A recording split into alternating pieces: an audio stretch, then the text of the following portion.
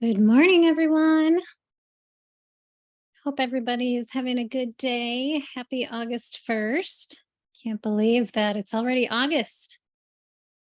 I always wonder where the time goes, especially in the summer.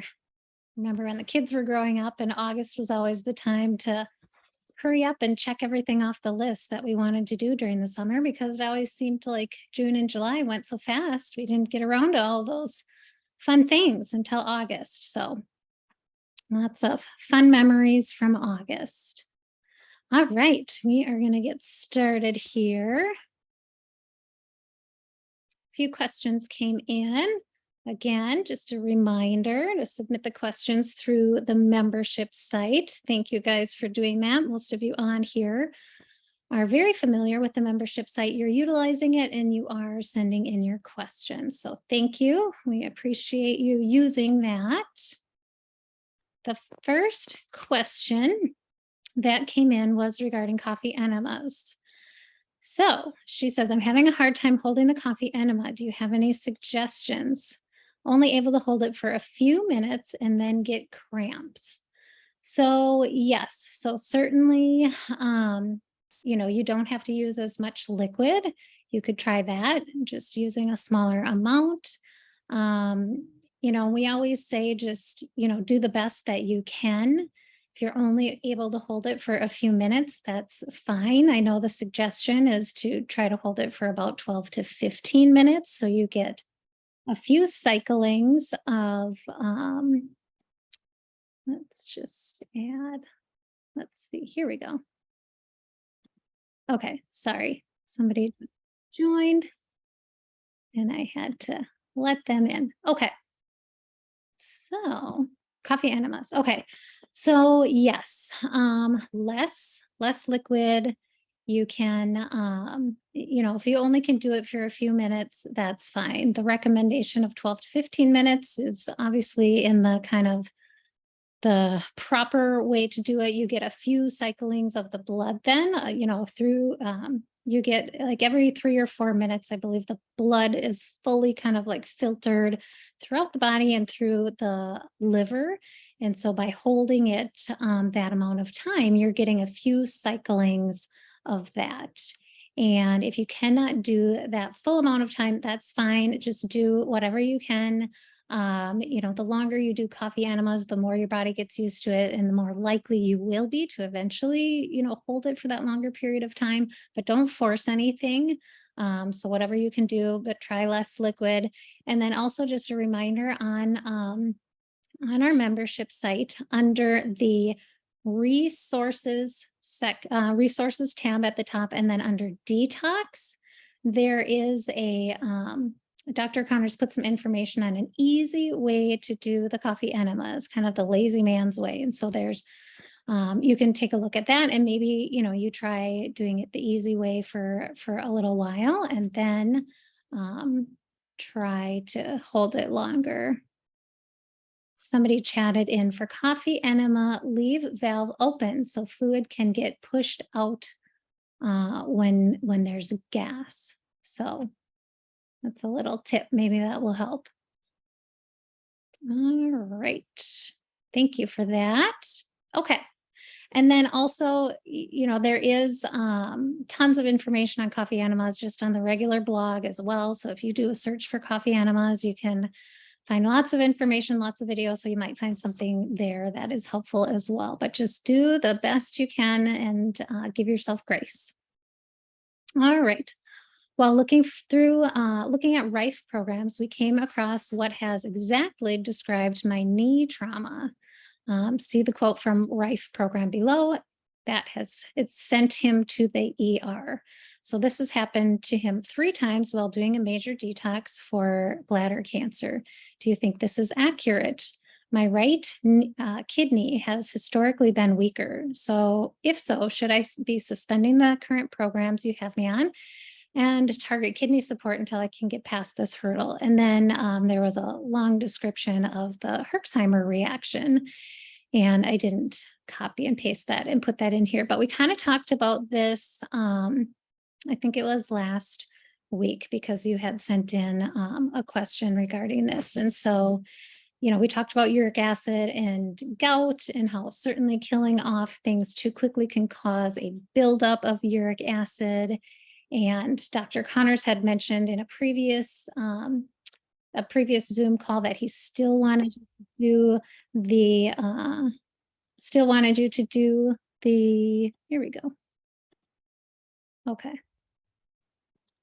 He still wanted you to do your cancer fighting programs and suggested maybe the ball, moving it farther away. There's no, right or wrong answer here. We really just have to, just play it by ear and experiment a little bit. So typically when we're having a Herxheimer reaction, it's because we're killing pathogens. And then what happens is in the process of killing those pathogens, they release another toxin within the body. There's a toxin that is held within the membrane of certain pathogens like Lyme disease, H. pylori. And so when we kill those things, we're also destroying that membrane. And then that toxin is released within the body. And so your body has to get rid of that toxin as well. So it's kind of like this double detoxification process that has to go on. And if the body isn't able to do that quickly enough, we can have all of the symptoms of a Herxheimer reaction, which are not fun. So typically it happens, like I said, when we're killing off a pathogen, something that's living, mold, fungus, parasite, bacteria. Mostly it's those gram-negative bacteria that really throw us for a loop, which is why we have to go really slow when we're dealing with supporting our Lyme patients. And most of the time, we don't even start our Lyme patients out on kill programs because we just have to go so slow, and we start doing other things first, like reducing inflammation, looking at brain support to reduce microglial priming or shift microglial priming into the state where we're not spewing those inflammatory chemicals. So trying to shift it into more of an anti-inflammatory state. So as far as this question in this specific scenario and bladder cancer fighting and the Rife programs, you can stop if, I understand that this is extremely hard and painful, and, you had to start out on some of those prescriptions to manage what's going on. And so, although we really want you to do the cancer fighting programs, maybe you do have to just suspend it for a little while and focus on other things, focus on anything, inflammation related. So any Rife program for inflammation, any supplements that are anti-inflammatory, anything, yes, to support your kidneys. I know we talked about doing some lab work to see your kidney function. I think Dr. Connors mentioned also doing a Lyme test, possibly, because it just seems like this extreme reaction you're having is more, we see it more often with other things, not cancer. So we don't know for sure. So more testing, but absolutely you can try stopping your nighttime programs and focus for a few days just on, like I said, inflammation, kidney support, and see if that makes a difference.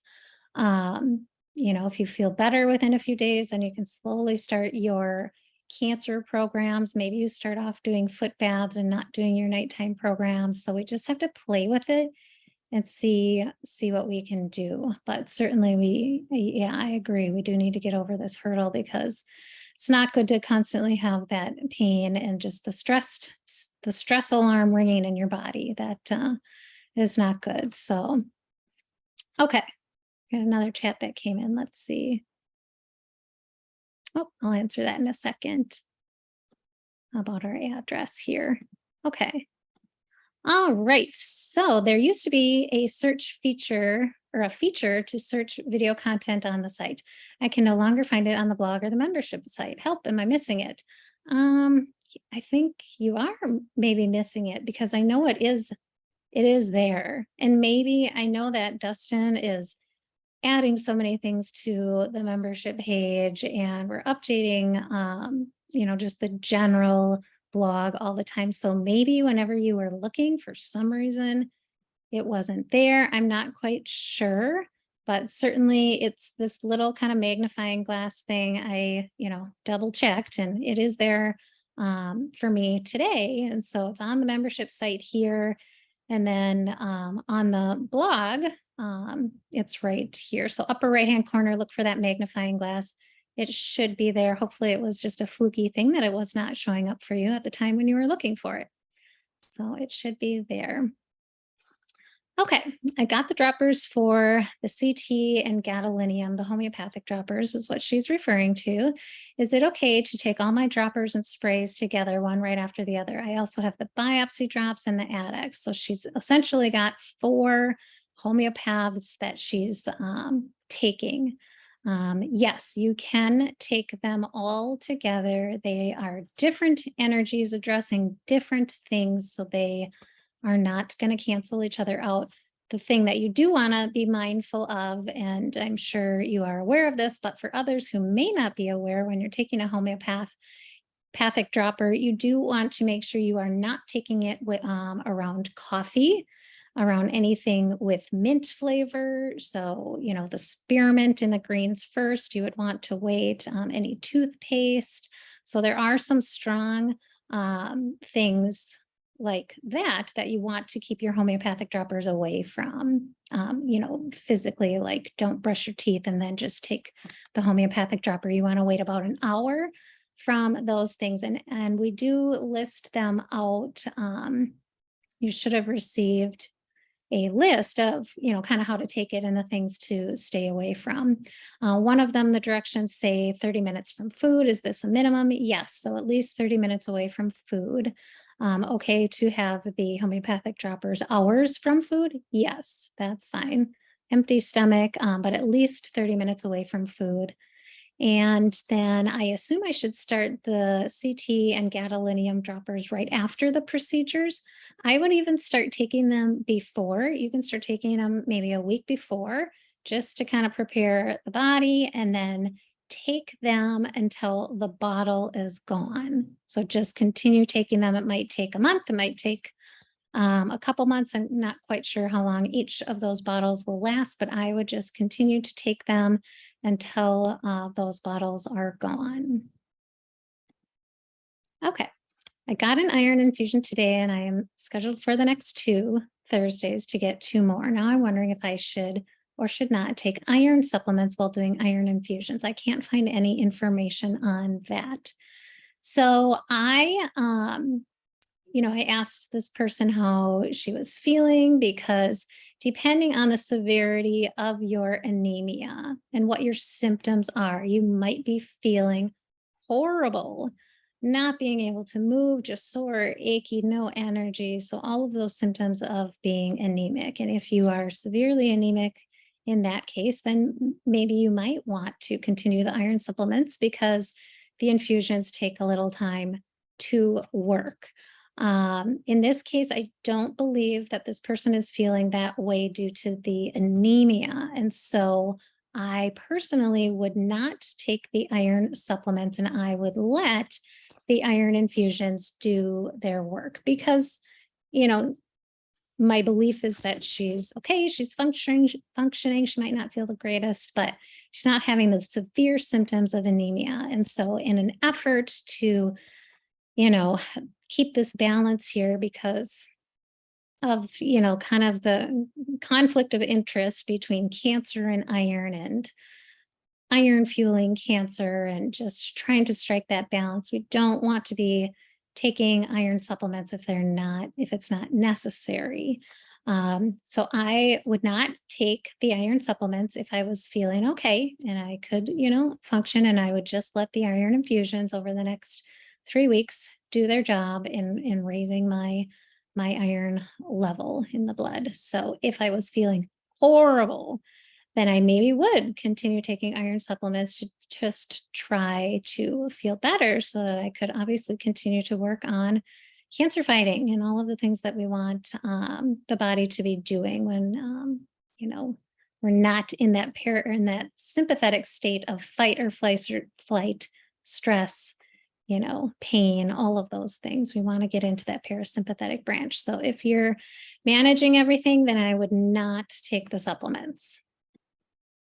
All right. Hello. I submitted a question last week about HBOT, that's hyperbaric oxygen therapy. Sorry if repeating, but it was not addressed on the Zoom call. I understand that HBOT can be beneficial for oxygenating a cancer environment. However, is this always true for someone like me with VEGF issues, a triple negative breast cancer diagnosis, and remaining HER2 positive tumor surrounded in vessels? Is there any risk to oxygenating an already highly vascular tumor? Or in any case, is oxygenating the environment a good thing? Thank you. So just a reminder that we do have 2 Zoom calls now. So I believe that I answered this question. Actually, I know I answered this question last Monday. We talked about VEGF. We talked about oxygen and how, the VEGF, so that's a tumor suppressor gene, vascular endothelial growth factor, and how if we've highlighted that on your tumor suppressor gene report, then we want to eliminate things like kale that encourage nitric oxide production. So basically, VEGF stimulates nitric oxide production, and that can encourage blood vessel growth anywhere, but we do, including a tumor. So we don't want to stimulate VEGF. So we talked about that last week, and the difference between that and hyperbaric oxygen therapy, which is just providing oxygen to the tissue. It's not increasing VEGF. So hyperbaric oxygen therapy is good to oxygenate the tissue and the environment surrounding a tumor.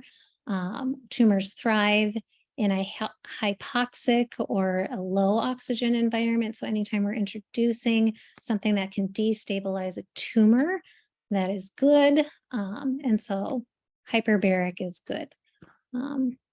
So again, a reminder that there's 2 Zoom calls. So if you prefer that your question be answered on a specific Zoom call, Monday or Wednesday, just indicate that when you're submitting your question. I know we're just kind of getting used to having 2 Zoom calls. So, if you're only available on the Wednesday night, you can't, because you're working midday and you can't get on the Monday call, then certainly, just put in your Zoom question form that you would like it to be answered on the Wednesday Zoom call, because that's the one you'll be on.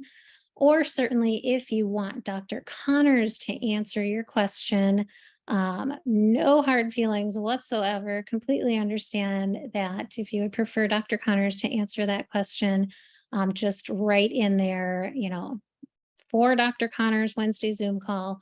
Otherwise, if there's not a specific person or time Zoom call indicated, we are just going to answer them as they come in.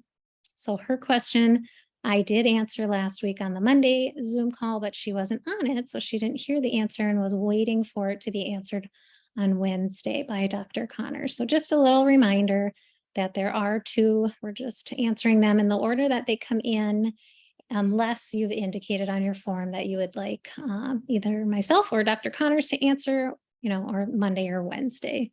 So all right.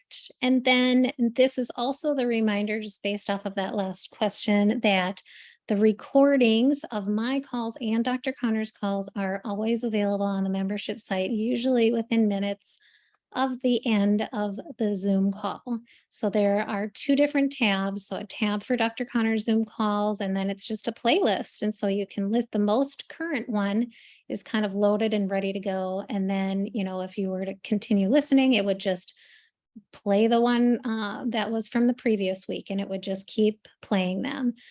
Same with mine. Obviously, there's not as many for me since I've only been doing this for about a month now. So I believe this is the 4th one. So, but you can click on my tab there and it will bring up all of my calls. So if you feel like your question was missed, it may, again, because it was answered on the Zoom call that you were not on. And so you can listen to the previous week's Zoom call, either mine or Dr. Connors. And then I just brought this up here. There weren't a lot of questions that came in. So I just was thinking, oh, maybe I'll throw in a few just kind of reminders. the blog. So just the general blog. Grace is doing such a great job just putting content up there. Lots of fun blog posts regarding recipes, foods, some interesting things. But again, there's the search function on the blog. So if you have questions in between Zoom calls or, you're just doing your own research on something, search it up in the blog. Most likely there's an article, video, or some information on that can help you. And, if you have specific questions, then submit it to the Zoom call, but certainly some general questions or general information, search out the blog and, visit it frequently. There's, like I said, lots of new information and content being posted weekly, if not daily. And there's a lot of new fun things that Grace is putting up there. So check that out. And then somebody had sent in some photos of their tumors to me this morning. And so I just wanted to remind people that if you have a tumor that is visible to, the eyes or is changing in some way, please do send us photos because, with working from a distance, it's not always easy. It's a little more difficult to really grasp and understand what you guys are dealing with. Pictures do help, and they're also a way to track to see changes. So if you do have a tumor that is visible, please do send us photos. If you send them to this email address, info@connorsclinic.com, they will go directly to Dr. Connors. Certainly, you can email them to me if you'd like, and I forward them or upload them into your file and ask Dr. Connors to take a look so we can kind of check those out and monitor, give feedback. But if you prefer it to go directly to Dr. Connors, info@connorsclinic.com is the email address. And okay, let's see if I can find the chat here.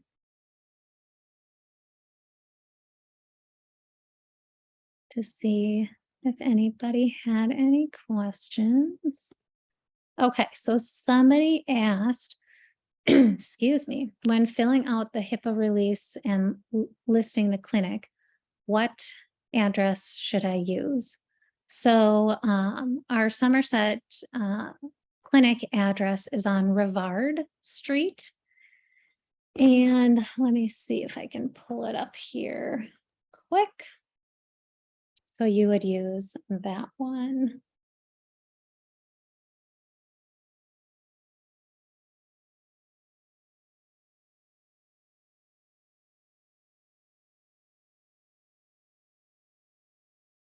So let's see if I can bring it up here.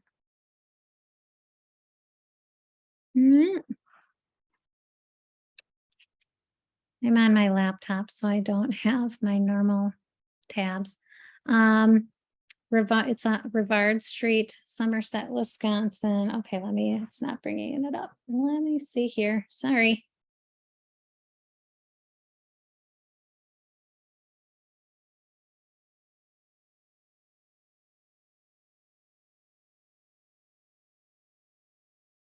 Ay, ay, ay. Clearly, this is not at my fingertips here on this computer. Okay, I won't spend any more time looking. Rivard Street, Somerset, Wisconsin. I want to say the address is 830 Rivard Street. But send me an email and I can get it to you. I apologize. Off the top of my head, I don't know the address. Okay. Any other questions for me today? That was it for questions. So hopefully, kind of as we progress, we'll get some more questions that come in.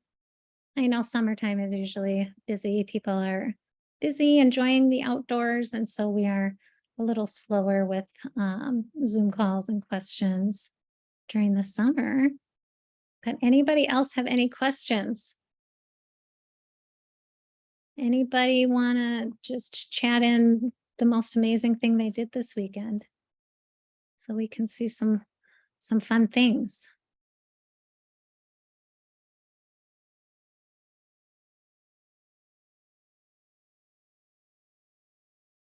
Trying to think of what I did that was the most fun this weekend. Yard work? Nothing, nothing super exciting, which is good. Getting my daughter ready to head back to Duluth for her last year of college. Ooh, somebody took a foraging class. That sounds interesting. Have to give us some tips on what you learned.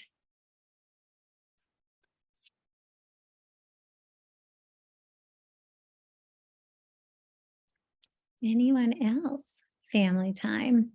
That's great. That's awesome. Yeah, we hope to get a few more weekends in up at the cabin. My parents have a cabin in Spooner, Wisconsin. So we've been going to Spooner for, almost my entire life. So great family times. And we haven't been up the last handful of weekends. So we hope to get a few more weekends in.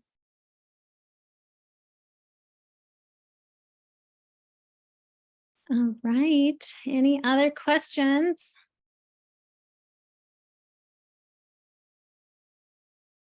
All right, everyone. I guess we'll wrap it up. So it was just a short Zoom call today, but some good questions. So thanks again for sending those in. Um, just a reminder, membership page here. Here's the address up there. So frequent that for lots of information.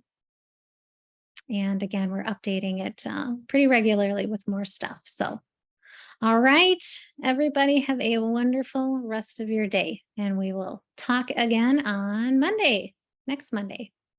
Bye-bye. Oh, wait, maybe somebody had a chat. Oh, just a thank you. You are so very welcome.